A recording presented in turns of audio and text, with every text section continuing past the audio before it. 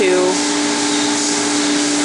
I'm going to show you how to add up all your bob weights in order to balance a crankshaft. So we balance crankshafts because when they're in the motor, we want them to spin smoothly and not vibrate, because if there's a vibration that causes a whole bunch of stuff to break. So we add up how much all of this weighs and we put them on these bob weights. We'll put them on the crank and we'll spin it, and we'll count weight on the crank where we need to make sure that it spins nice and it doesn't vibrate. So the first thing we have to do is come over here on this piece of paper where we keep all of our information from all of our motors we've ever built.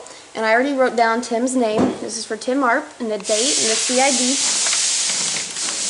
The first thing we have to do is weigh how much the crank rod end of the rod weighs. So you have to come over here, push these around, and you have to make sure this is 0, otherwise it'll read wrong.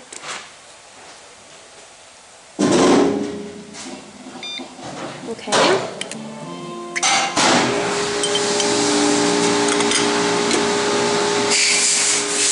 got 427, so you write 427 on your paper. And you have to write it twice because there's 2 rod ends on each terminal of the crank. Next we have the bearings. Make sure you have to re-zero this. Alright, and these are the bearings that go in the rod right here. 43. You have to write that twice as well. We don't use lock nuts, so you just put a line to that. And you gotta remember to count for the grams of oil, so we just put 3.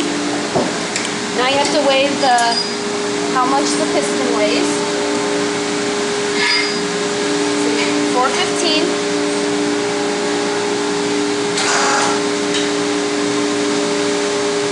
Next you have the piston pin. It goes right here and holds the rod onto the piston. 116.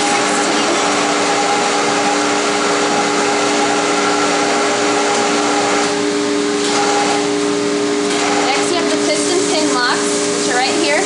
These just hold a pin into the piston. You put them on either end. They weigh 2.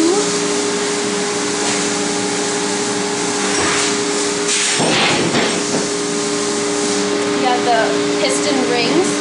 So you have your upper and your lower, and then your oil ring, and that keeps that in place.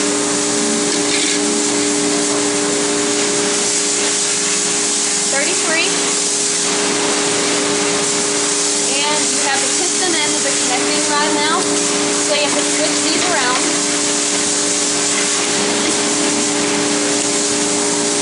Make sure you re-zero again.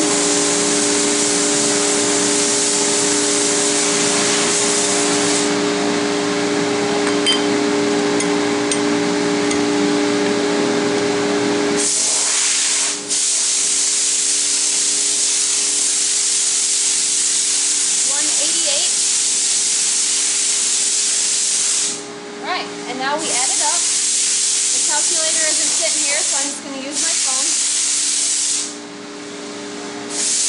427, 43 plus 43. Don't forget to add the 3 grams for the oil. Plus 415 plus 116 plus 2 plus 33 plus 188. We got 1697. Alright, now what you do next is you take all this off and you would re-zero it. And you take the bob weights, and right now this one weighs 1667, so it's about 30 grams off. So you have to take these off.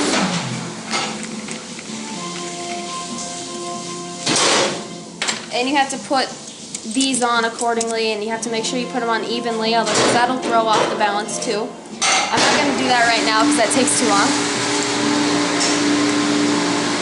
You have to do this to all 4 of these bob weights, and they're all sitting over here. After that's done, take these, take them apart.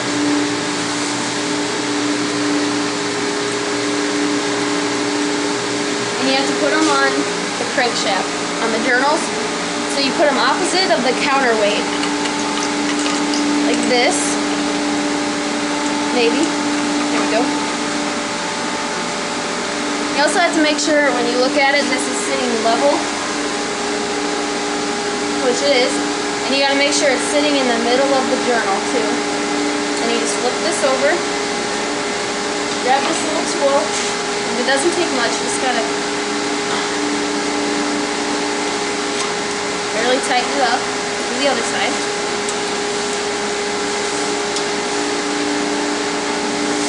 And you do that for all 4 of them. And then when you're done with that, you spin the crank with this, and it'll tell you right away if it's out of balance by looking at these. You have to flash this light on here, and it'll tell you where you need to drill to make sure your crank is all balanced and ready to go. And that's it.